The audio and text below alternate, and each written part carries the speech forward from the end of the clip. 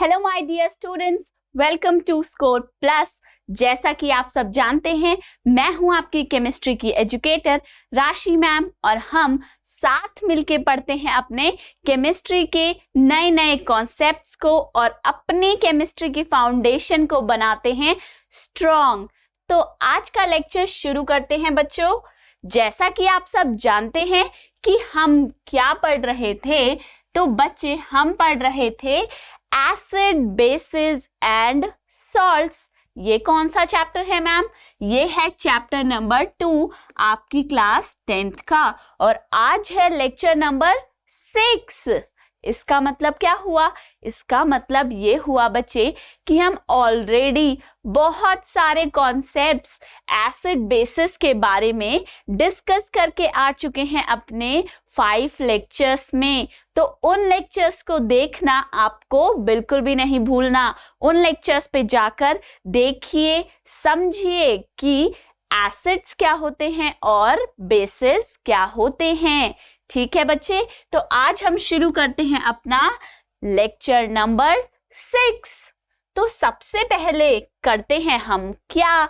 जैसा कि आप सभी जानते हैं कि हर लेक्चर को शुरू करने से पहले हम करते हैं एक बार क्विक रिवीजन। किसका?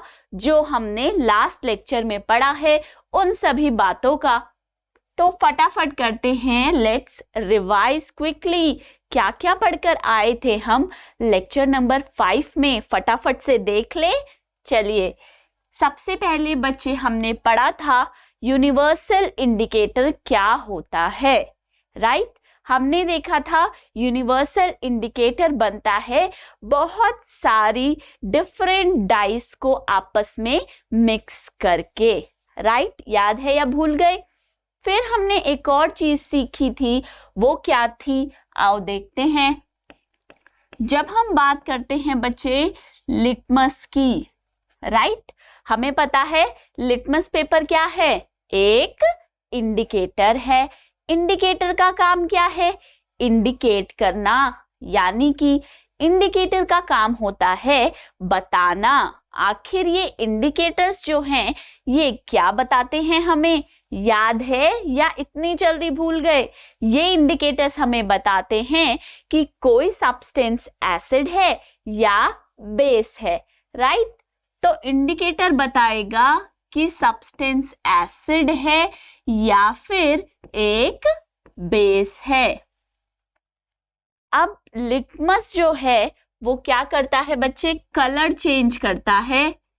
कैसे?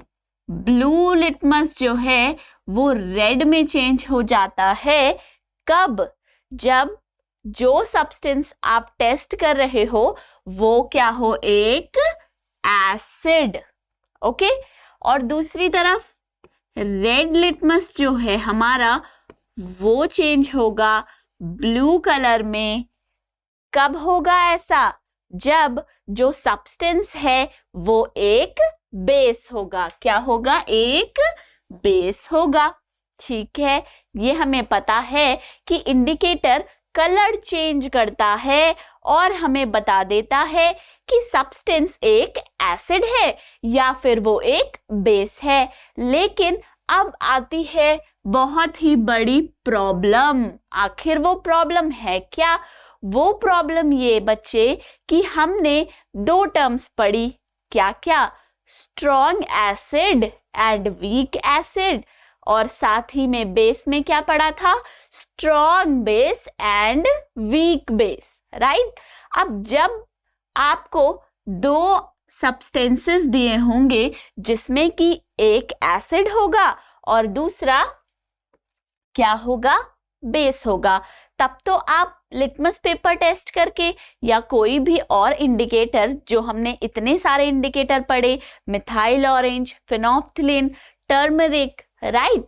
उनमें से किसी भी इंडिकेटर का यूज करोगे और फटाफट बता दोगे कि मैम ये सब्सटेंस एसिड है या फिर ये सब्सटेंस एक बेस है। लेकिन अगर क्या हो बच्चे, मैं आपको दे दूं 2 एसिड। कौन से एसिड? अगर मैं आपको दे दूं 2 एसिड और उनमें से एक हो आपका स्ट्रॉन्ग एसिड और दूसरा हो वीक एसिड।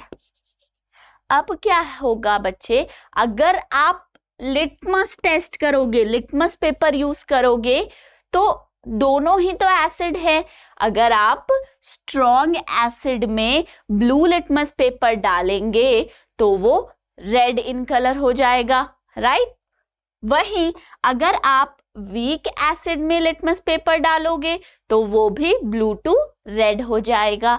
यानी कि क्या हुआ, लिटमस पेपर यूज करने से दोनों के दोनों यानी कि स्ट्रॉन्ग एसिड और आपका वीक एसिड दोनों सब्सटेंसेस कलर चेंज देते हैं from blue to red, right.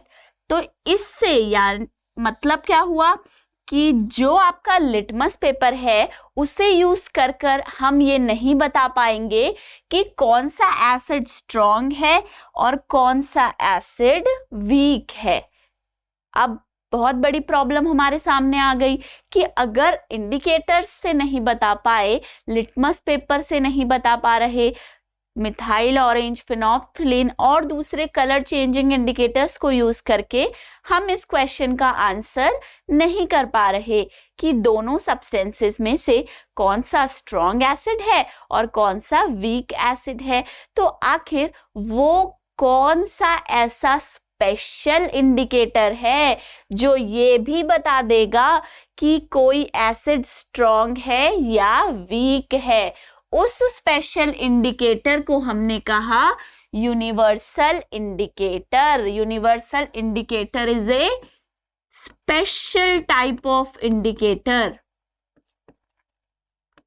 Special क्यों कह रहे हैं हम, क्योंकि जो प्रॉब्लम कोई और इंडिकेटर सॉल्व नहीं कर पाए वो सॉल्व करके दिखाई हमारी प्रॉब्लम किसने, यूनिवर्सल इंडिकेटर ने। इसीलिए हम इसे कह रहे हैं कि it is a special type of indicator, right. ये यूनिवर्सल इंडिकेटर क्या बताता है, ये यूनिवर्सल इंडिकेटर हमें पीएच बताता है। Universal indicator pH of solution बताता है। कैसे, हमने देखा कि एक पेपर होता है जो क्या होता है हमारा यूनिवर्सल इंडिकेटर। उसे जब आप किसी भी सॉल्यूशन पे डिप करते हैं तो वो एक स्पेसिफिक कलर देगा, red, orange, blue, green, yellow, orange, ऐसे कोई भी एक स्पेसिफिक कलर देता है। फिर जब आप उसके चार्ट के साथ उस कलर के सामने लिखी पीएच मैच करोगे तब आपको क्या मिल जाएगा, आपको मिल जाएगा कि जो वो सॉल्यूशन था जिसमें आपने पीएच पेपर को डिप किया है उसकी पीएच वैल्यू क्या है, ये आपको मिल जाएगी। सपोज ये 4 है, 10, 11 कहाँ से कहाँ तक होगी, 0 से लेकर 14 तक कुछ भी पीएच वैल्यू होगी। यानी कि ये हमें बता देगा कि जो सॉल्यूशन है उसकी पीएच क्या है। हमें पता है कि पीएच का मतलब होता है power of hydrogen ions. PH का मतलब क्या होता है, पावर ऑफ हाइड्रोजन आयंस, यानी कि कितने हाइड्रोजन आयंस प्रेजेंट है ये इंडिकेट कर सकता है कौन, पीएच। अब पीएच कैसे होता है बच्चे, पीएच इनवर्सली प्रोपोर्शनल होता है कॉन्सेंट्रेशन ऑफ हाइड्रोजन आयंस के, H+ आयंस के। यानी कि अगर आपके सॉल्यूशन के अंदर जो हाइड्रोजन आयंस हैं, हाइड्रोजन आयंस कहाँ से आए, एसिड से आए ना, वो हाइड्रोजन आयंस अगर हाई अमाउंट में प्रेजेंट होंगे, ज्यादा होंगे, तो पीएच वैल्यू उतनी ही कम होगी, राइट। अब आप क्या बता सकते हो, पीएच वैल्यू से आप ये बता सकते हो कि कौन सा एसिड स्ट्रॉन्ग है और कौन सा वीक है। वो कैसे, अगर स्ट्रॉन्ग एसिड है तो ये क्या करेगा, पूरा का पूरा डिसोसिएट होगा, आयोनाइज होगा वाटर में जाने के बाद और आपको देगा हाई अमाउंट ऑफ H+ यानी कि हाइड्रोजन आयंस। स्ट्रॉन्ग के केस में क्या होगा? आप बोलेंगे स्ट्रॉन्ग के केस में हमें हाई अमाउंट में हाइड्रोजन आयंस मिलेंगे, राइट। वहीं जो वीक एसिड है ये हमें पता है कि ये पार्शियली डिसोसिएट होता है, पार्शियली आयोनाइज होगा, यानी पूरी तरीके से नहीं टूट पाएगा। तो ये जो H+ देगा वो कम अमाउंट में देगा, small amount of H+ present होंगे। अब इधर आ जाओ, हमने सीखा जो pH है वो इनवर्सली प्रोपोर्शनल है किसके? H+ आयंस की कॉन्सेंट्रेशन जो सॉल्यूशन के अंदर है। अब अगर स्ट्रॉन्ग के केस में high amount of hydrogen ions present है, तो जब ये हाई होंगे तो pH हो जाएगी क्या? कम, यानी कि लो। तो इसकी pH वैल्यू लो होगी। और वही वीक एसिड के केसेस में क्या है? Amount of hydrogen ion produce कम है, स्मॉल अमाउंट है, इस वजह से इसका pH क्या होगा? ज्यादा होगा।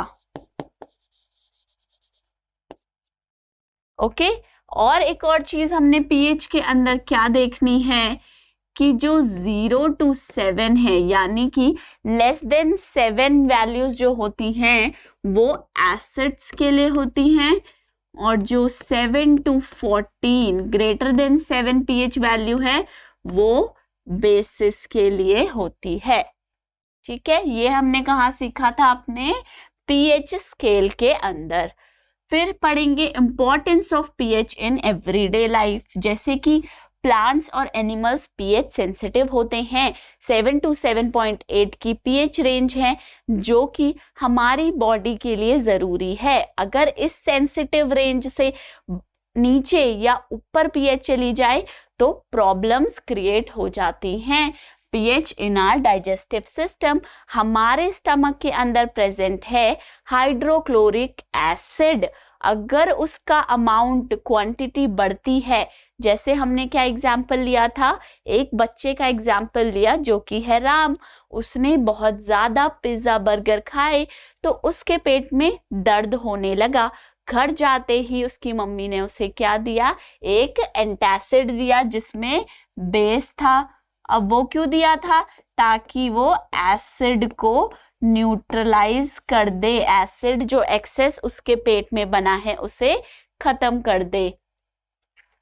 pH change as the cause of tooth decay, जो हमारे माउथ के अंदर का pH है 5.6 होता है। जब हम स्वीट्स खाते हैं, ब्रश नहीं करते, तब क्या होता है? जो बैक्टीरिया हमारे माउथ में पहले से प्रेजेंट है वो डीके करता है, किसका? शुगर का, और बनाता है डिफरेंट एसिड्स। वो एसिड pH को 5.6 से कम कर देते हैं, जिसकी वजह से दांत खराब होने लग जाते हैं, सड़ने लग जाते हैं। Soil pH and plant growth, जो सॉइल का pH है that is also near about 7 जो होता है वो ऑप्टिमम होता है। अगर एसिडिक हो, क्या हो जाए? हमारी सॉइल टू मच एसिडिक हो जाए या टू मच बेसिक हो जाए, तब प्लांट जो हैं वो अच्छे से ग्रो नहीं कर पाएंगे। Self defence by animals and plants through chemical warfare, इसमें हमने क्या देखा था? एक एग्जाम्पल देखा था मधुमक्खी का, हनी बी का, कि जब वो स्टिंग मारती है, जब वो हमें डंक मारती है, तो उस डंक के अंदर क्या होता है? एक एसिड प्रेजेंट होता है। कौन सा एसिड प्रेजेंट होता है? Formic acid, right. उसे न्यूट्रलाइज करने के लिए ही हम उसके ऊपर बेकिंग सोडा रब कर देते हैं, ताकि जो जलन और जो इरिटेशन फील हो रही है वो कम हो जाए, दर्द कम हो जाए। जैसा कि आप जानते हैं, ओवरव्यू देखते हैं आज क्या पढ़ेंगे। आप सबको पता है बच्चे कि अभी तक हमने डिस्कस किया कि एसिड्स क्या होते हैं, उनकी प्रॉपर्टीज क्या होती है, राइट, उनके रिएक्शंस भी देख लिए। फिर हमने पढ़ा कि बेसिस क्या होते हैं, उनकी डिफरेंट प्रॉपर्टीज क्या होती हैं, इंडिकेटर्स के बारे में डिस्कस करा कि वो कैसे हमें बताते हैं कि कोई सब्सटेंस एसिड है या फिर बेस है। अब हम आ जाते हैं कहाँ बच्चे, सॉल्ट पे। आज हम क्या सीखेंगे कि डिफरेंट टाइप ऑफ सॉल्ट्स कैसे बनते हैं, कौन कौन से सॉल्ट्स हैं जो इम्पोर्टेंट हैं, जो हमारी रोजाना की जिंदगी में हमारे आसपास प्रेजेंट होते हैं, राइट। पीएच ऑफ सॉल्ट, जो सॉल्ट्स होते हैं उनका पीएच क्या होता है, क्या वो एसिडिक होते हैं, मतलब pH लेस देन 7 होता है, या क्या वो बेसिक होते हैं, उनका pH ग्रेटर देन 7 होता है, या फिर वो सॉल्ट न्यूट्रल होते हैं, राइट। फिर देखेंगे कॉमन सॉल्ट के बारे में पढ़ेंगे। कॉमन सॉल्ट डेली यूज करते हैं घर पे, राइट, खाना बनाने के लिए, तो उसका देखेंगे कि आखिर कॉमन सॉल्ट बना कैसे है। Common salt a raw material for chemicals, ऐसे बहुत सारे सॉल्ट्स एंड केमिकल सब्सटेंसेस हैं जो बच्चे हम इस कॉमन सॉल्ट से बनाते हैं, उनके बारे में पढ़ेंगे। उसके बाद हम सोडियम हाइड्रोक्साइड के प्रॉपर्टीज, कैसे ये बनता है और क्या क्या इसके यूजेस है, वो भी पढ़ेंगे। तो स्टार्ट करते हैं। सबसे पहले क्या समझेंगे कि सॉल्ट जो है ये होता ही क्या है। एसिड्स देख लिए, वो जो हाइड्रोजन आयंस प्रोड्यूस करते हैं जब वाटर के अंदर जाते हैं, और खाने में कैसे होते हैं, खट्टे होते हैं, यानी कि सार होते हैं। फिर हमने बेसिस के बारे में भी पढ़ लिया, राइट, पढ़ा था bases are bitter in taste, कैसे होते हैं खाने में, कड़वे होते हैं। और बेस जो हैं ये क्या करते हैं, ये वाटर में जाने के बाद बनाते हैं क्या, हाइड्रोक्साइड आयंस, यही पढ़ा है। एसिड है क्या, सार इन टेस्ट, और ये हाइड्रोजन आयंस बनाते हैं। कब बनाते हैं, सिर्फ और सिर्फ तब जब ये वाटर के अंदर जाते हैं।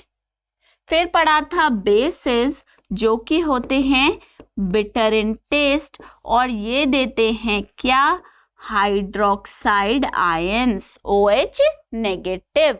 कब देंगे, जब वाटर के अंदर जाके आयोनाइज होंगे, आयंस फॉर्म करेंगे तब। और जब क्या होगा बच्चे, ये जो एसिड है और ये जो बेस है, इन्हें आप मिला दोगे। कैसे मिला दोगे, मिक्स कर दोगे।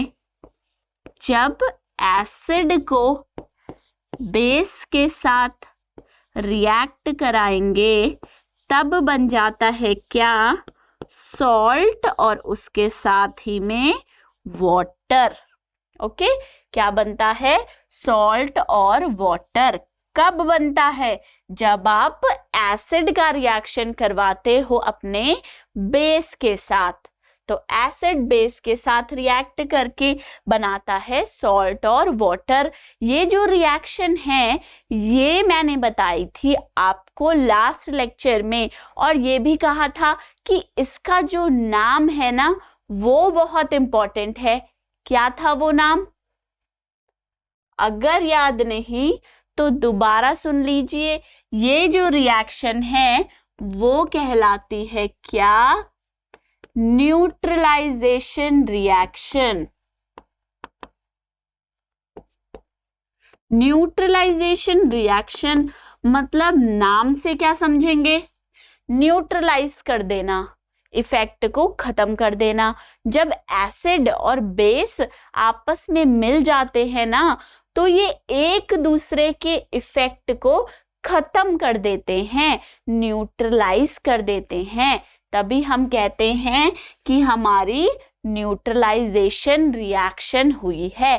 कैसे खत्म करेंगे, हमको पता है जो एसिड होते हैं ये हाइड्रोजन आयंस देते हैं और जो बेसेस होते हैं ये हाइड्रोक्साइड आयंस बनाते हैं। अब क्या होगा बच्चे, जो हाइड्रोजन आयंस हैं और हाइड्रोक्साइड आयंस भी हैं, राइट। किसमें थे? हाइड्रोजन आयन थे एसिड के पास, हाइड्रोक्साइड थे बेस के पास। आपने दोनों को मिला दिया, तो मिलाने से क्या हुआ, सॉल्यूशन के अंदर जो हाइड्रोजन आयंस थे और हाइड्रोक्साइड आयंस थे वो आ गए साथ में आ गए। साथ में आते ही क्या करेंगे, H प्लस और OH माइनस मिलकर बनाएंगे H2O, यानी कि वाटर। साथ मिलके क्या बना देंगे, पानी बना देंगे। और पानी कैसा होता है, पानी तो ना एसिड है ना बेस है, इसीलिए पानी को क्या बोलते हैं हम कि ये न्यूट्रल है। कल देखा था पीएच क्या होता है इस पानी का, 7 pH होता है। ये पानी कैसा होता है, न्यूट्रल होता है। तो एसिड और बेस के रिएक्शन से हमने न्यूट्रल वाटर बना दिया, इसीलिए हमने रिएक्शन को क्या कह दिया, क्या नेम दिया इस रिएक्शन का, न्यूट्रलाइजेशन रिएक्शन। यहां से क्या पता चला, जब भी एसिड बेस के साथ रिएक्ट करेगा वाटर तो बनेगा, न्यूट्रल वाटर बन रहा है, राइट। पर उसी के साथ में एक और इम्पॉर्टेंट चीज भी तो बनी। क्या थी वो इम्पॉर्टेंट चीज, वो है ये सॉल्ट।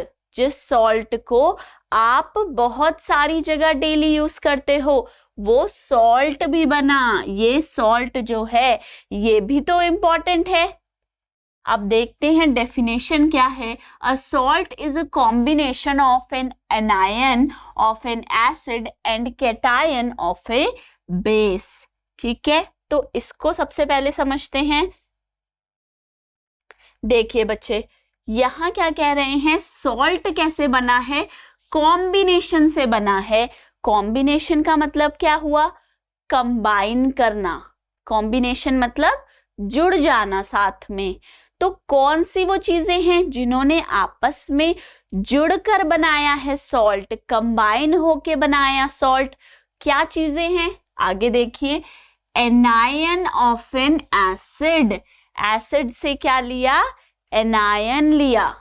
और कैटायन ऑफ अ बेस, यानी कि बेस से क्या लिया, कैटायन लिया। आई होप बच्चे कि आप 9th क्लास में जो पढ़कर आए थे कि कैटायन क्या होते हैं और एनायन क्या होते हैं वो आपको याद होगा। पर फिर से देख लीजिए एक और बारी कि कैटायन कौन सी स्पीशीज होती है, वो केमिकल स्पीशीज जो कि पॉजिटिवली चार्ज है। उसके ऊपर कौन सा चार्ज है, प्लस चार्ज है, पॉजिटिव चार्ज है, उसे हम कहते हैं कैटायन। ओके, और एनायन किसे कहते हैं, वो केमिकल स्पीशीज जिसके ऊपर नेगेटिव चार्ज है, जो कि नेगेटिवली चार्ज है, उसे कहते हैं एनायन। तो कैटायन क्या है, पॉजिटिवली चार्ज्ड, और एनायन नेगेटिवली चार्ज्ड। अब आओ देखते हैं एसिड बेस का एक एग्जाम्पल लेके समझ लेते हैं। सपोज एसिड है आपका HA और बेस है आपका BOH। अब मैम आपने HA और BOH क्यों लिखा, AB तो बच्चे एज इन अपने आप ले लो, आप X भी ले सकते हो, HX ले लो, YBOH ले लो, राइट। पर HA क्यों लिखा है, क्योंकि हमें पता है कि एसिड जो है वो प्रोटॉन देते हैं, उनके अंदर क्या होता है, हाइड्रोजन होता है। और BOH क्यों लिखा है, क्योंकि बेस क्या देते हैं हमें, हाइड्रोक्साइड आयंस देते हैं। ओके, अब ये आपने देख लिया। अब ये देखिए कि जो ये एसिड है HA, इसके अंदर कौन सा कैटायन है और कौन सा एनायन है।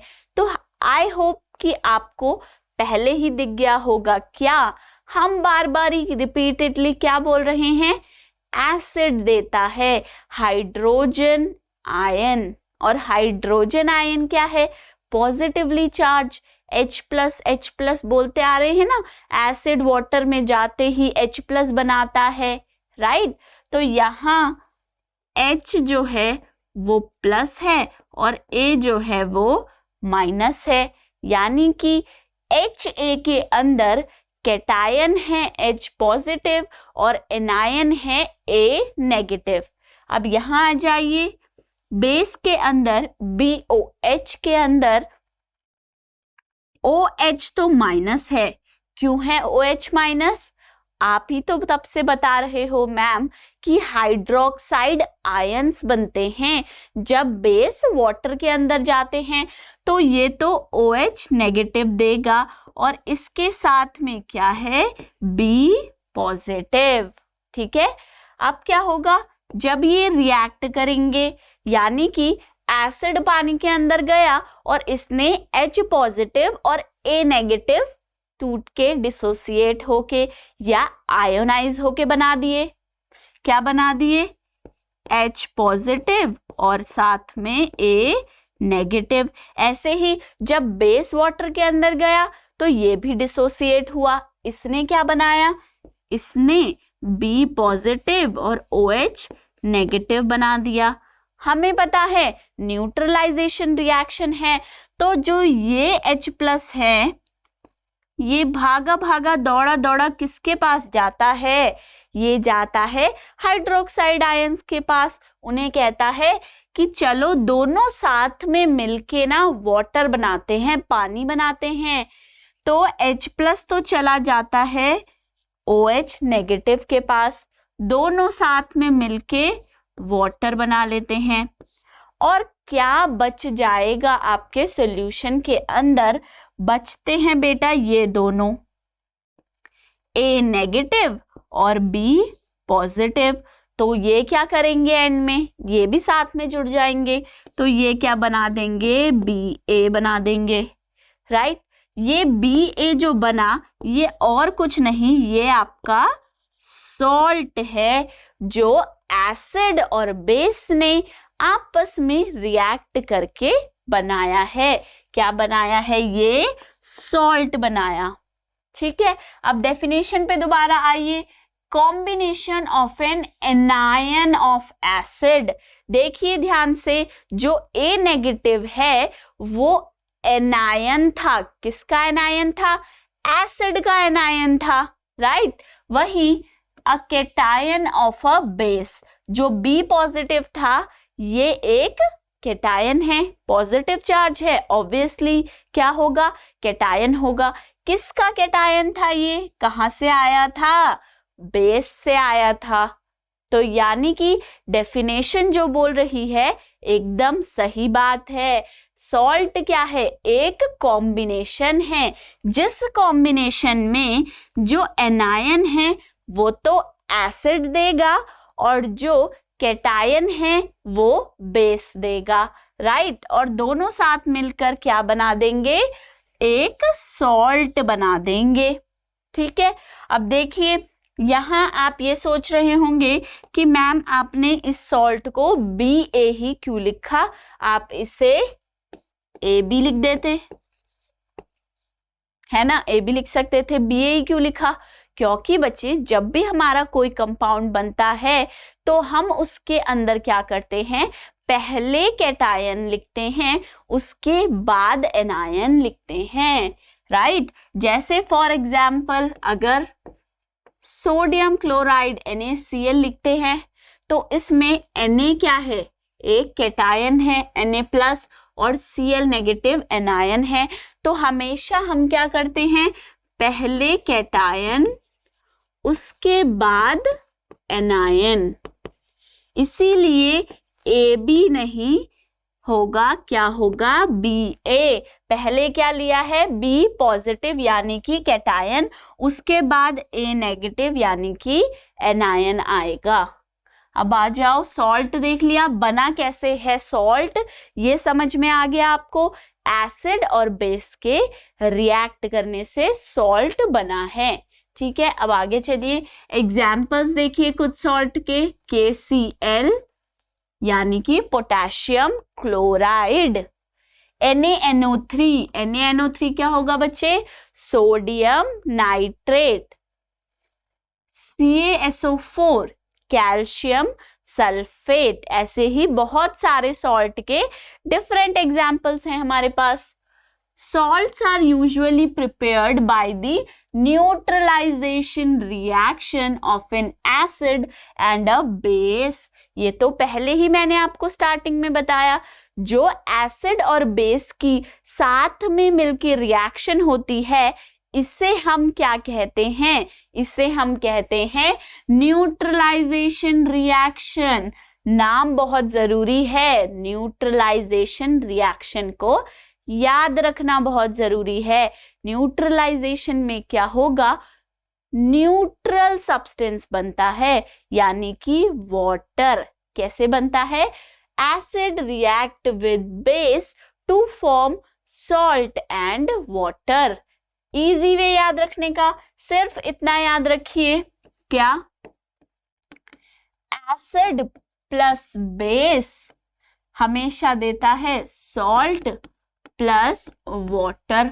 अगर आपने सिर्फ इतना दिमाग में बिठा लिया, एसिड प्लस बेस हमेशा देता है सॉल्ट प्लस वाटर, इतना अगर आपको याद हो गया, तो फिर न्यूट्रलाइजेशन रिएक्शन के बारे में लिखना तो बहुत आसान हो जाएगा आपके लिए, राइट। अब ये हमने क्या देखा बच्चे कि सॉल्ट है क्या और सॉल्ट को हम बनाएंगे कैसे। कैसे बनाओगे? न्यूट्रलाइजेशन रिएक्शन से बनाओगे। अब आगे चलते हैं, पीएच ऑफ सॉल्ट देखते हैं। जैसे कि दो बातें लास्ट लेक्चर में आपने सीखी थी, क्या क्या? सबसे पहली, जितने भी एसिड्स होते हैं उनका पीएच होता है बिलो 7। क्या होता है? एसिड्स का पीएच होता है लेस देन 7 और जो बेसेस होते हैं उनका पीएच होता है ग्रेटर देन 7। ये तो हमें पता है, पर हमें क्या जानना है कि जो सॉल्ट बने हैं, जो कि एसिड और बेस को साथ में मिला के बने हैं, उन सॉल्ट का पीएच क्या होता है? क्या वो एसिडिक नेचर में होते हैं या फिर बेसिक इन नेचर होते हैं? तो देखते हैं वन बाय वन। सबसे पहले कॉम्बिनेशन क्या है बच्चे? देखिए यहाँ पे हमारे डिफरेंट टाइप ऑफ सॉल्ट्स जो बनते हैं, कहाँ से बनते हैं? एसिड और बेस से बनते हैं। अब हमें क्या पता है? एसिड दो तरीके के होते हैं। कौन से दो तरीके के? या तो एसिड आपका स्ट्रॉन्ग एसिड होगा या फिर वीक एसिड होगा। सेम वे में बेस भी दो हैं, या तो स्ट्रॉन्ग बेस है या फिर वीक बेस है। तो इन चारों के कॉम्बिनेशन से ही हमें 4 डिफरेंट टाइप्स ऑफ सॉल्ट्स मिलते हैं। क्या क्या? पहला देखिए, strong acid and strong base. अगर एसिड भी स्ट्रॉन्ग है और बेस भी स्ट्रॉन्ग है, example hydrochloric acid with sodium hydroxide react करेगा। देखते हैं कैसे। हाइड्रोक्लोरिक एसिड जब सोडियम हाइड्रोक्साइड के साथ रिएक्ट करेगा तो हमें क्या पता है बच्चे? वाटर बनेगा। कैसे? H+ और OH- से। तो वाटर तो बन गया H2O प्लस, सॉल्ट बनेगा NaCl, सोडियम क्लोराइड का सॉल्ट बन गया। अब यहाँ क्या होता है? क्योंकि आपका एसिड भी स्ट्रॉन्ग है और बेस भी स्ट्रॉन्ग है, तो दोनों के दोनों बराबर टूटेंगे, कंप्लीटली डिसोसिएट होंगे और कंप्लीटली डिसोसिएट होके पूरा का पूरा वाटर और सॉल्ट बना देंगे, राइट। तो यहाँ जो सॉल्ट बनेगा यानी कि सोडियम क्लोराइड ये कैसा सॉल्ट होगा, एक न्यूट्रल सॉल्ट होगा, ना ही एसिडिक ना ही बेसिस, न्यूट्रल सॉल्ट है। ठीक है, तो न्यूट्रल सॉल्ट है तो इस केस में जो पीएच है वो हो जाएगा इक्वल टू 7, क्योंकि हमें पता है जितनी भी चीजें न्यूट्रल होती हैं उनकी पीएच वैल्यू 7 है। तो इस केस में NaCl जब बना तो पीएच क्या होगी NaCl की, 7 होगी, क्योंकि ये एक न्यूट्रल सॉल्ट है। अब नेक्स्ट देखते हैं, क्या अगर एसिड तो स्ट्रॉन्ग है, एसिड क्या है, स्ट्रॉन्ग, पर बेस जो है वो वीक है। इसका मतलब क्या है मैम, एसिड जो है वो कंप्लीटली डिसोसिएट होगा, पूरा का पूरा टूटेगा, लेकिन जो बेस है ये वीक है, ये थोड़ा बहुत ही टूट पाएगा।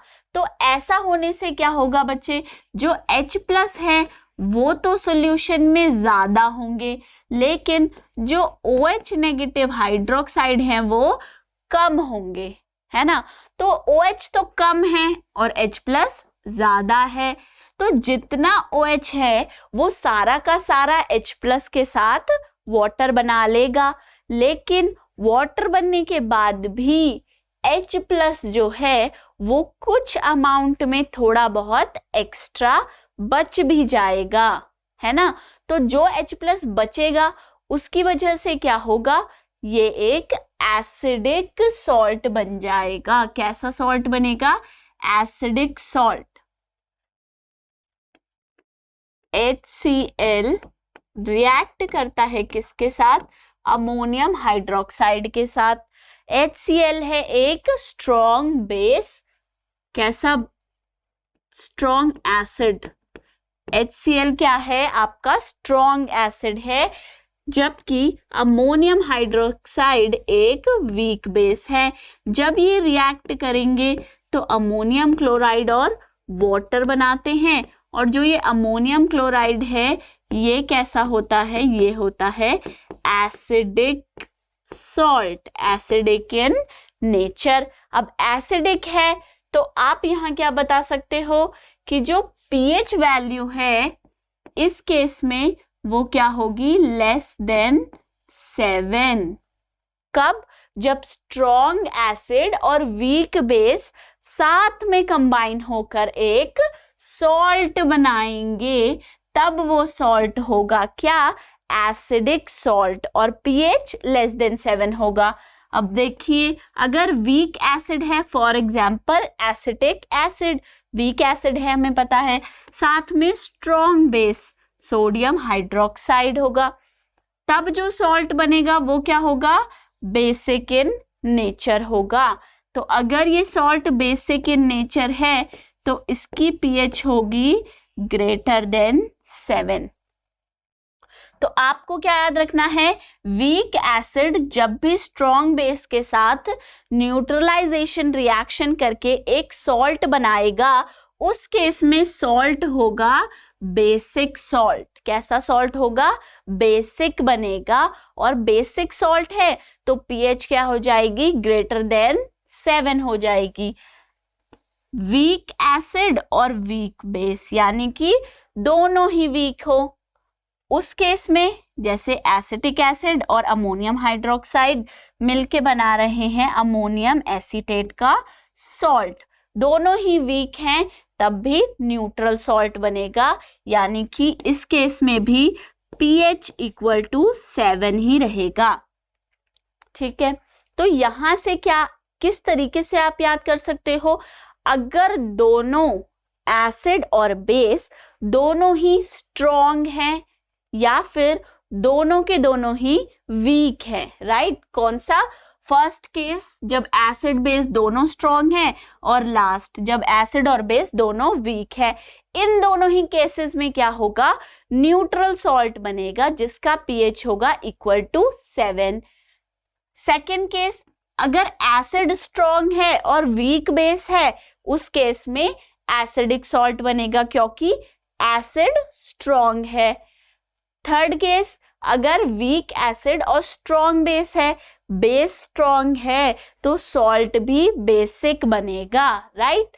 तो ऐसे आप इन्हें याद करके, और पीएच वैल्यू तो आप इजीली बता सकते हो। न्यूट्रल के केस में इक्वल टू 7 होगा पीएच, और एसिड के केस में लेस देन 7, और बेस के केस में ग्रेटर देन 7। ओके, तो ये चीजें आपको याद रखनी है कि कैसे combination of salt acidic in nature होते हैं, या कौन से कॉम्बिनेशन से बनने वाले सॉल्ट बेसिक इन नेचर होते हैं, या फिर वो कौन से एसिड और बेस हैं जो साथ में मिलकर एक न्यूट्रल सॉल्ट बना देंगे।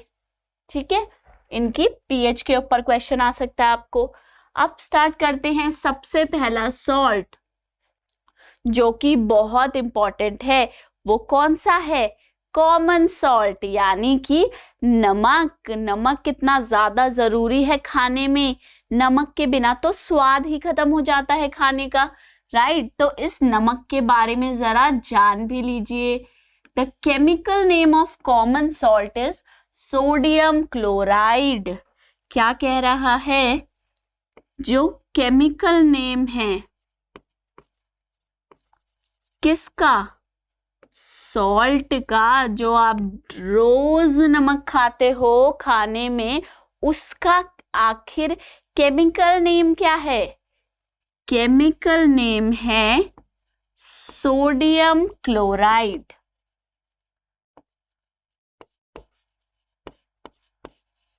ठीक है बच्चे, सोडियम क्लोराइड है हमारे कॉमन सॉल्ट का chemical name. The formula of common salt is NaCl। Formula क्या लिखेंगे? सोडियम है तो Na, क्लोराइड है तो Cl, तो फॉर्मूला आ गया NaCl। Salt formed by the combination of hydrochloric acid and sodium hydroxide solution is called sodium chloride। देखिए अभी ही पढ़कर आए 2 मिनट पहले जस्ट, क्या कि सॉल्ट जो हैं वो एसिड और बेस को साथ में रिएक्ट करा के ही बनते हैं। तो वही वो बता रहे हैं कि जो कॉमन सॉल्ट है ये हाइड्रोक्लोरिक एसिड, उसके साथ किसका रिएक्शन कराना है? सोडियम हाइड्रोक्साइड जो कि बेस है, उससे बनता है। तो रिएक्शन लिख के देखते हैं। क्या? HCl यानी कि हाइड्रोक्लोरिक एसिड रिएक्ट करता है NaOH सोडियम हाइड्रोक्साइड के साथ, तो क्या बनेगा? NaCl plus water. ये कौन सी रिएक्शन हुई? न्यूट्रलाइजेशन रिएक्शन हो गई, राइट। अब ये जो NaCl बना, सोडियम क्लोराइड, इसे ही तो हम जानते हैं कॉमन सॉल्ट के नाम से। डेली खाने में नमक जो लेते हैं, यही तो है वो नमक, कॉमन सॉल्ट, सोडियम क्लोराइड। ठीक है बच्चे, ये देख लिया कि ये सोडियम क्लोराइड कॉमन सॉल्ट जो है ये हाइड्रोक्लोरिक एसिड और सोडियम हाइड्रोक्साइड को रिएक्ट करा के बनता है।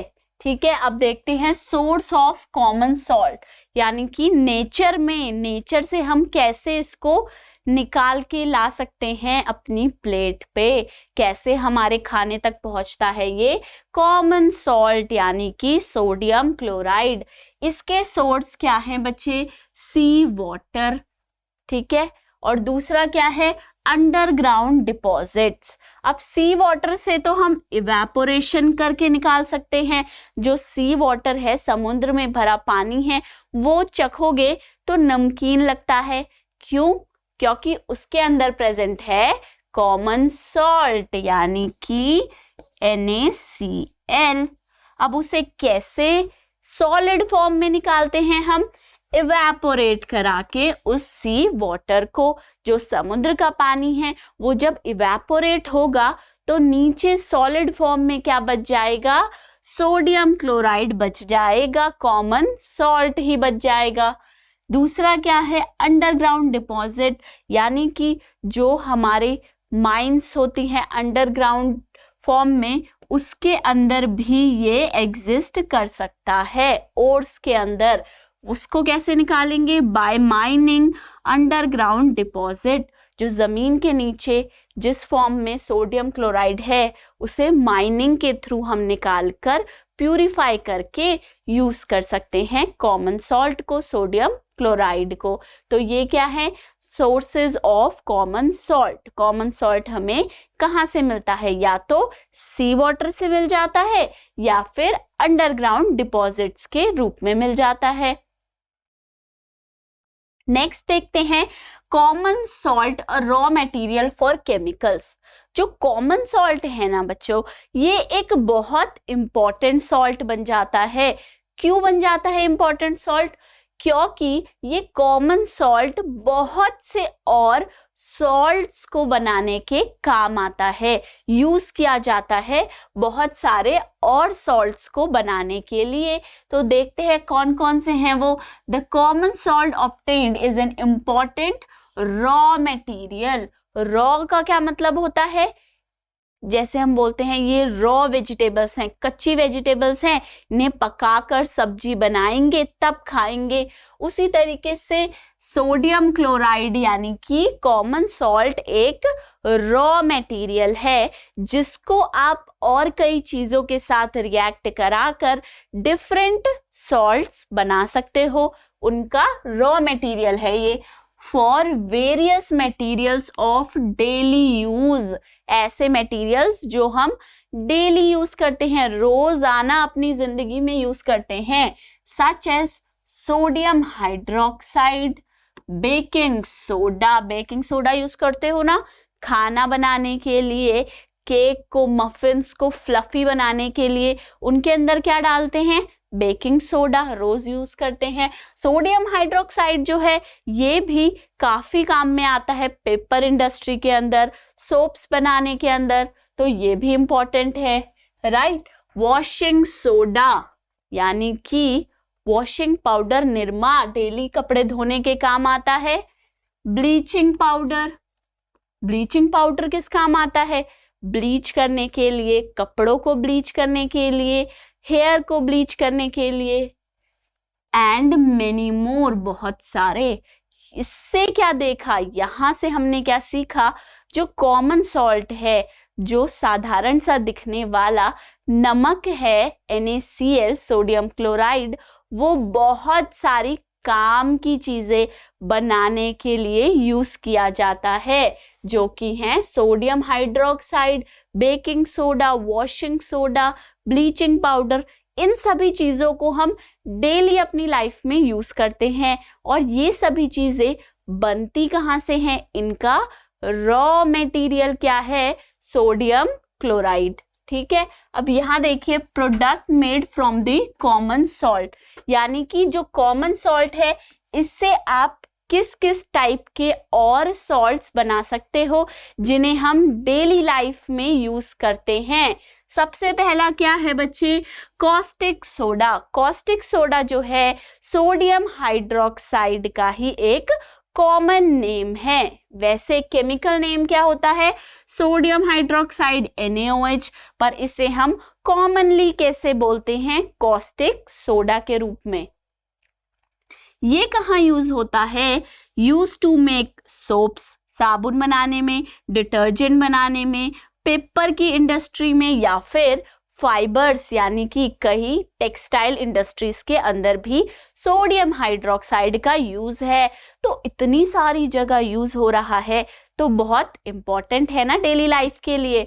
पर ये दे कौन रहा है? बन कहाँ से रहा है? कॉमन सॉल्ट से बनता है। दूसरे पे आइए, बेकिंग सोडा यानी कि सोडियम हाइड्रोजन कार्बोनेट। ये कहाँ यूज होता है? Use to make baking powder. Baking powder डाल के ही तो कितने सारी यम्मी डिशेस हम बनाते हैं घर पे, राइट। एंटासिड्स में यूज होता है। जैसे कि लास्ट लेक्चर में एक एग्जाम्पल देखा था कि जब बहुत ज्यादा ओवर ईटिंग हो जाती है उससे होता है इंडाइजेशन। इनडाइजेशन में क्या होता है? एक्सेस ऑफ एसिड बनता है पेट के अंदर, उस एसिड को न्यूट्रलाइज करने के काम आते हैं एंटासिड। और इस एंटासिड में क्या होता है? Baking soda, sodium hydrogen carbonate होता है। और सोडियम हाइड्रोजन कार्बोनेट कहाँ से बनता है? कॉमन सॉल्ट से बनता है। आइए आगे देखते हैं। सोडा एसिड फायर एक्सटिंग्विशर में यूज होता है, help to fasten the cooking process. Next कौन सा है बच्चे? Washing soda, hydrated sodium carbonate, use to make borax, glass, soap and paper, used as cleansing agent, remove permanent hardness of water. Washing soda के भी कितने सारे uses हैं, जैसे कि बोरेक्स जो है एक सब्सटेंस होता है, उसको बनाने के यूज में आता है, ग्लास को बनाने के लिए यूज किया जाता है, सोप्स एंड डिटर्जेंट में यूज किया जाता है। जो हम कपड़े धोने के लिए वॉशिंग पाउडर लाते हैं उसके अंदर क्या होता है? यही होता है, हाइड्रेटेड सोडियम कार्बोनेट। ठीक है, नेक्स्ट देखते हैं bleaching powder, calcium oxychloride, used in purified drinking water, bleaching cotton and linen in textile industry। Bleaching powder भी बहुत इंपॉर्टेंट है। जो गंदा हमारा पानी होता है उसको साफ करने के लिए, वाटर ट्रीटमेंट के लिए यूज किया जाता है ब्लीचिंग पाउडर को। उसके साथ ही साथ कहाँ यूज किया जाता है? कपड़ों को ब्लीच करने के लिए। जो कपड़ों पे रंग चढ़ाना होता है उससे पहले उसे ब्लीच किया जाता है। उस ब्लीच को यूज कैसे करते हैं? वो ब्लीच हम करते हैं ब्लीचिंग पाउडर को यूज करके। देखिए, कॉस्टिक सोडा भी कितना इंपॉर्टेंट है, बेकिंग सोडा भी कितना इंपॉर्टेंट है, वॉशिंग सोडा भी जरूरी है, राइट, वरना कपड़े कैसे धुलेंगे। और ब्लीचिंग पाउडर भी इंपॉर्टेंट है। यानी कि ये सभी के सभी सॉल्ट्स काफी ज्यादा जरूरी हैं। और इन सभी जरूरी सॉल्ट को बनाने में आपकी मदद कौन करता है? कॉमन सॉल्ट करता है, क्योंकि कॉमन सॉल्ट है raw material for all these salts. ठीक है, तो इसीलिए कॉमन सॉल्ट इंपॉर्टेंट है। अब देखते हैं वन बाय वन जितने भी हमने पढ़े, यानी कि sodium hydroxide, baking soda, washing soda, bleaching powder, इन सभी को एक एक करके देखते हैं कि इनकी प्रिपरेशन क्या है, बनते कैसे हैं और इनके यूजेस क्या क्या हैं। ठीक है, वन बाय वन पढ़ते चलते हैं। सबसे पहले है सोडियम हाइड्रोक्साइड, यानी कि जिससे क्या लिखते हैं? NaOH। कॉमन नेम बोलते हैं हम कॉस्टिक सोडा। ठीक है बच्चे, ये कैसे बनता है? When electricity is passed through an aqueous solution of sodium chloride। अभी पढ़ा था क्या? जस्ट 2 मिनट पहले देखा। Raw material for sodium hydroxide is sodium chloride, यानी कि सोडियम क्लोराइड जो है यही बनाता है सोडियम हाइड्रोक्साइड को। तो वही कह रहे हैं, इस सोडियम क्लोराइड का जो सोल्यूशन है, क्या है बच्चे? जो सोडियम क्लोराइड का सोल्यूशन है, यानी कि एक्वस सोडियम क्लोराइड है, इसका नाम होता है क्या? ब्राइन। ब्राइन कहते हैं इसे। ठीक है, तो क्या बोल रहे हैं? When electricity is passed through an aqueous solution of sodium chloride called brine, it decomposes to form sodium hydroxide। जब आप सोडियम क्लोराइड के एक्वस सॉल्यूशन को पास करोगे, कहाँ से? इलेक्ट्रिसिटी से, तो होती है इलेक्ट्रोलिसिस। उस इलेक्ट्रोलिसिस में क्या होता है? इलेक्ट्रो मतलब इलेक्ट्रिसिटी, लिसिस मतलब टूटना। उस इलेक्ट्रोलिसिस ने क्या करा? इसे तोड़ दिया सोडियम क्लोराइड को, और क्या बनाया? सोडियम हाइड्रोक्साइड, क्लोरीन गैस और हाइड्रोजन गैस। ये देखिए, यहां से क्या जाएगा बच्चे? ब्राइन का सॉल्यूशन। ब्राइन क्या है? Sodium chloride. ठीक है, जब ये पास किया तो क्या होगा? ये देखिए, यहां पे हमने इलेक्ट्रिसिटी पास की है, यानी कि इलेक्ट्रोलिसिस किया है। इलेक्ट्रोलिसिस का मतलब क्या? इलेक्ट्रो मतलब इलेक्ट्रिसिटी, लिसिस का मतलब होता है बच्चे तोड़ना, ब्रेक डाउन करना। तो किसी चीज को, किसी केमिकल सब्सटेंस को अगर आप इलेक्ट्रिसिटी की मदद से तोड़ते हैं, उसको डिकम्पोज करते हैं, तो उसके लिए हम वर्ड यूज करते हैं इलेक्ट्रोलिसिस। इसमें क्या करेंगे? इलेक्ट्रिसिटी पास करेंगे। कैथोड एनोड बनाए हैं ना, 2 इलेक्ट्रोड लगाई हैं, ठीक है। ब्राइन सॉल्यूशन पास किया, अब क्या होगा? ये देखिए बीच में क्या है? एक सेमी परमिएबल मेम्ब्रेन है। ये सेमी परमिएबल मेम्ब्रेन क्या यूज किया बच्चे? ताकि जो आयंस है ना वो इधर से उधर आ जा सके आराम से, इजीली। अब क्या होगा? जो एनोड है यानी कि जो पॉजिटिव चार्ज इलेक्ट्रोड है वहां पे बनेगी क्लोरीन गैस, और जो कैथोड है वहां पे बनेगी हाइड्रोजन गैस। और यहां से जो है आपका इलेक्ट्रोलिसिस का प्रोसेस कंप्लीट होने के बाद ब्राइन में क्या बन जाएगा? सोडियम हाइड्रोक्साइड NaOH, ठीक है। ब्राइन कंटेनिंग सोडियम हाइड्रोक्साइड आपको मिल जाएगा, सोडियम हाइड्रोक्साइड बन जाएगा। The process is called chlor alkali process. क्या कहते हैं इसे हम? Chlor alkali process. ये किसका नाम है बच्चे? ये सोडियम हाइड्रोक्साइड जब हम बनाते हैं, किससे? सोडियम क्लोराइड से, है ना, इलेक्ट्रिसिटी पास करा के, उससे सोडियम हाइड्रोक्साइड बन रहा है। उस पूरी की पूरी प्रोसेस को जिससे हमने सोडियम हाइड्रोक्साइड बनाया है उसे हम कहते हैं क्लोर एल्कली प्रोसेस।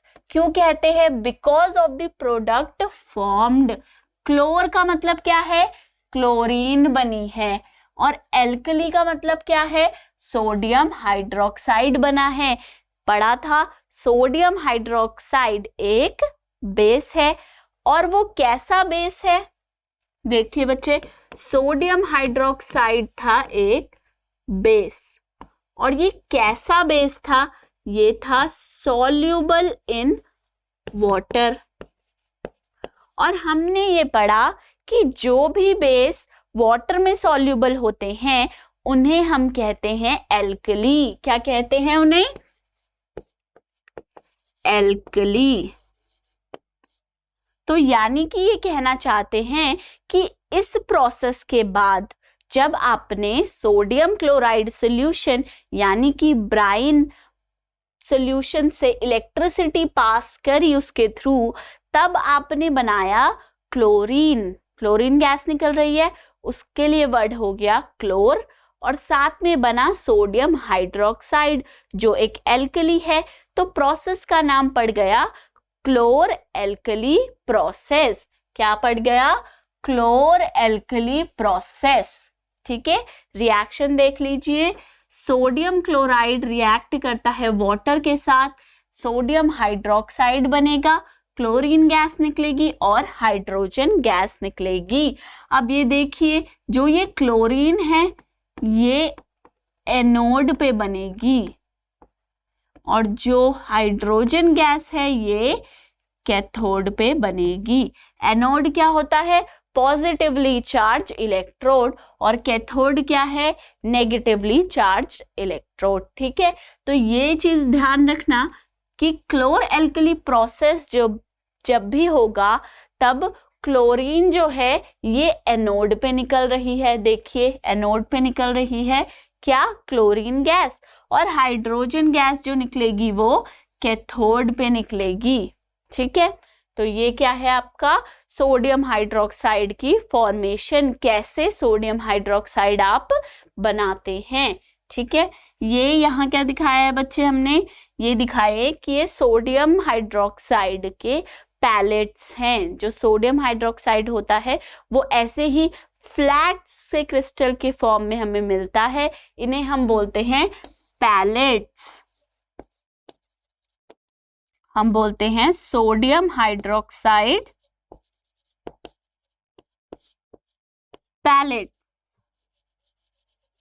क्योंकि ये ऐसे फ्लैट होते हैं ना प्लेट्स की तरह, तो हम इसे सोडियम हाइड्रोक्साइड पैलेट्स भी बोलते हैं, नेक्स्ट पे चलते हैं, यूजेस ऑफ सोडियम हाइड्रोक्साइड, यानी कि सोडियम हाइड्रोक्साइड जो हमारा सॉल्ट है क्या है, NaOH, ये कहाँ यूज होगा, राइट। क्लोरएल्कली की प्रोसेस तो हमने करा दी, सोडियम क्लोराइड से सोडियम हाइड्रोक्साइड बना दिया, लेकिन इसको बनाने का मतलब ही क्या है, क्यों बना रहे हैं हम इसे, क्या इसकी ऐसी इंपॉर्टेंस है जो ये हमें चाहिए। तो देखते हैं, sodium hydroxide is use for making soaps and detergent, बहुत सारे सोप्स और डिटर्जेंट जो हम यूज करते हैं उनको बनाने में यूज आपका सोडियम हाइड्रोक्साइड इस्तेमाल किया जाता है, तो जरूरी है।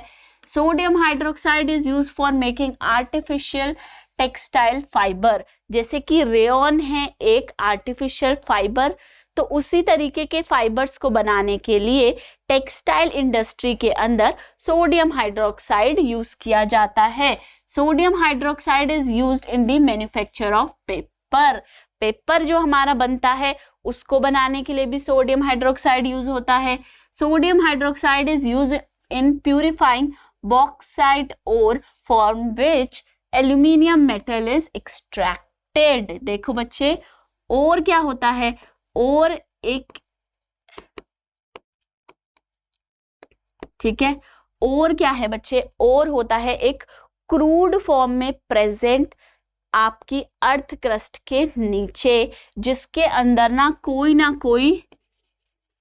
मेटल्स छुपे बैठे होते हैं, सॉल्ट्स बना के, डिफरेंट केमिकल कंपाउंड्स बना के। इसी तरीके से बॉक्साइट जो नाम है ये किसके ओर का है, एल्यूमिनियम ओर का। अब हमें क्या करना पड़ता है बच्चे, जो ओर है इसमें से अपने मेटल को एक्सट्रैक्ट करना होता है, प्योर फॉर्म में मेटल को निकालना पड़ता है।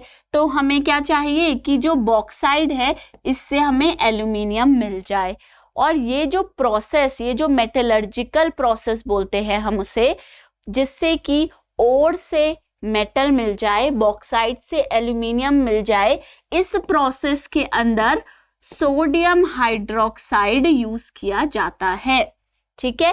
तभी हम बोल रहे हैं sodium hydroxide is used in purifying, purify करने के लिए बॉक्साइड ओर को, ताकि उससे हम एल्यूमिनियम मेटल को एक्सट्रैक्ट कर सकें, एक्सट्रैक्ट मतलब निकाल सकें।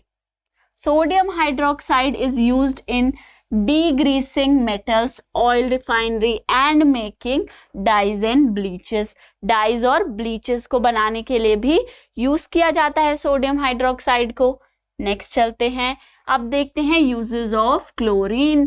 क्लोर एल्कली प्रोसेस के अंदर रिएक्शन के बाद क्या बना, सोडियम हाइड्रोक्साइड, क्लोरीन और हाइड्रोजन गैस। तो सोडियम हाइड्रोक्साइड के यूजेस देख लिए, अब देखते हैं कि क्लोरीन के क्या यूजेस हैं। Chlorine is used to sterilize drinking water supply and the water in the swimming pool. This is because chlorine is a disinfectant which kills germs like bacteria present in water and makes it safe. जो chlorine है बच्चे, इसके साथ एक word बहुत ही ज्यादा famous है जो कि है डिसइंफेक्टेंट। डिसइंफेक्टेंट का क्या मतलब है, जो कि इन्फेक्टेंट्स को, जो हमें हार्म पहुंचाते हैं, जर्म्स को, उन्हें किल कर सके, उन्हें मार सके, ठीक है। तो क्लोरीन जो होती है इसके अंदर ये कैपेबिलिटी है कि ये क्या करती है, ये बैक्टीरिया जो प्रेजेंट होता है वाटर के अंदर उसे किल कर सकती है, और उस बैक्टीरिया को किल करके वाटर को प्यूरिफाई कर देती है। इसीलिए क्लोरीन जो है ये एज ए डिसइंफेक्टेंट यूज किया जाता है। Chlorine is used in the production of bleaching powder. Bleaching powder हमें पता है कपड़ों को ब्लीच करने के लिए यूज होता है, बालों को ब्लीच करने के लिए यूज होता है ना। क्या फॉर्मूला है, अभी हम बाद में बच्चे अच्छे से पढ़ेंगे। ये होता है ब्लीचिंग पाउडर, ठीक है। इस ब्लीचिंग पाउडर को बनाने के लिए ना, इस ब्लीचिंग पाउडर को बनाने के लिए भी क्लोरीन चाहिए तब ये बनेगा, और ब्लीचिंग पाउडर तो इम्पॉर्टेंट है, तो क्लोरीन भी इम्पॉर्टेंट है भाई। Chlorine is used in the production of hydrochloric acid. HCl जो है, जिसे हम बहुत सारी रिएक्शंस में यूज करते हैं, उसको बनाने के लिए भी हमें क्लोरीन गैस चाहिए होती है। क्लोरीन गैस का रिएक्शन कराते हैं किसके साथ? क्लोरीन गैस का रिएक्शन कराते हैं हाइड्रोजन गैस के साथ, तभी तो HCl मिलता है, हाइड्रोक्लोरिक एसिड मिलता है। Chlorine is used to make plastics such as polyvinyl chloride, PVC, pesticides, chlorofluorocarbons, chloroform, carbon tetrachloride, paints and dye stuff। बहुत सारे ऐसे पॉलीमर्स हैं। पॉलीमर्स क्या होते हैं? वो चीजें जो हम डेली यूज करते हैं और वो काफी सारे केमिकल सब्सटेंस को साथ में एक चेन बनाकर बनाई जाती है। तो वो पॉलीमर क्या है? पॉलीविनाइल क्लोराइड है एक पॉलीमर, जिससे ना प्लास्टिक की काफी सारी चीजें बनती हैं। ठीक है, तो ये बनाने में क्लोरीन यूज आती है। कई सारी पेंट और डाइस को बनाने के लिए भी क्लोरीन गैस यूज की जाती है। Chlorine is used for making solvents for dry cleaning such as ट्राइक्लोरोइथेन।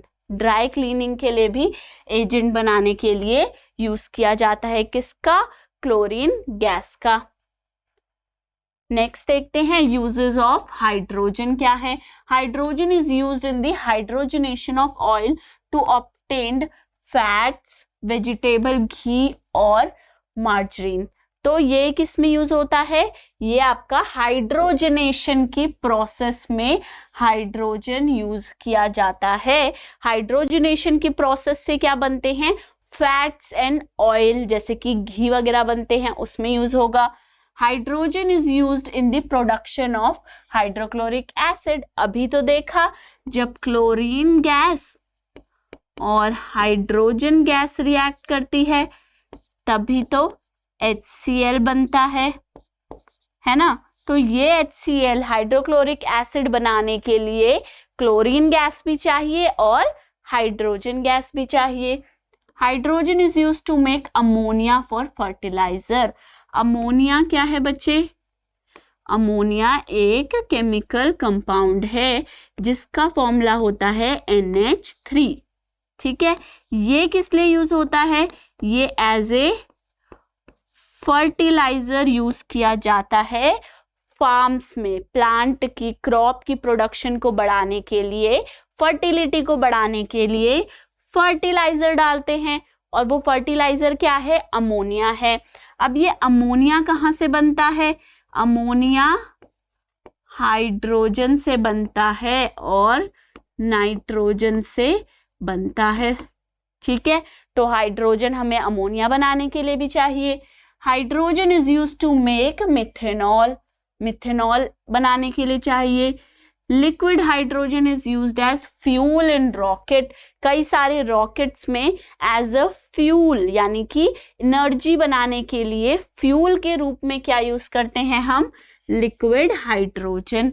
तो ये क्या था? हमारे यूजेस देख लिए हमने हाइड्रोजन के क्या क्या हैं। तो आज बच्चे हमने सीखा कि जो सॉल्ट्स हैं ये एसिड और बेस के रिएक्शन से बनते हैं, और कौन कौन से सॉल्ट हैं जो कि एसिडिक होते हैं, कौन से बेसिक होते हैं, कौन से न्यूट्रल होते हैं। फिर देखा कि कॉमन सॉल्ट जो है वो बहुत इंपॉर्टेंट है, क्योंकि वो क्या है? Raw material for preparation of different compounds, जैसे कि baking soda, washing soda, bleaching powder, right. उसके बाद हमने कॉस्टिक सोडा यानी कि सोडियम हाइड्रोक्साइड के बारे में पढ़ा कि उसकी प्रिपरेशन कैसे करेंगे और उसके यूजेस क्या हैं। अब आगे कंटिन्यू हम करेंगे नेक्स्ट लेक्चर में। अगर आपको हमारे किसी भी लेक्चर के नोट्स चाहिए तो आप स्कोर प्लस की ऐप पे जाकर वहां से PDF फॉर्म में हमारे नोट्स डाउनलोड कर सकते हैं।